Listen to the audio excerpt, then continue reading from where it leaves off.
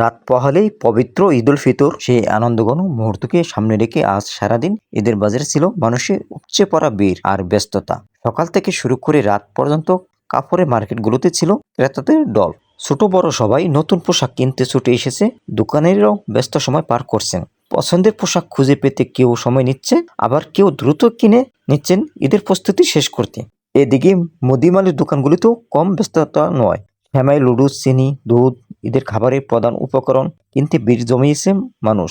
পরিবারের সাথে ঈদের মিষ্টি আনন্দ ভাগাভাগি করতে সবাই প্রস্তুত। দর্জির দোকানগুলোতেও চোখে পড়ার মতো ভিড়।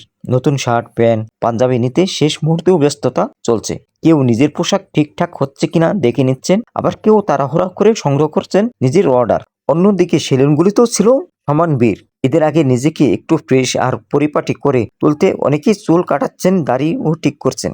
সব মিলিয়ে ঈদের আগে এই ব্যস্ততা আর উচ্ছ্বাস যেন চারিদিকেই ছড়িয়ে পড়ছে। পরিবারের সাথে আনন্দ ভাগ করে নেওয়ার অপেক্ষায় সবাই এখন তাকিয়ে আছে সেই খুশির সকাল ঈদের দিনের দিকে।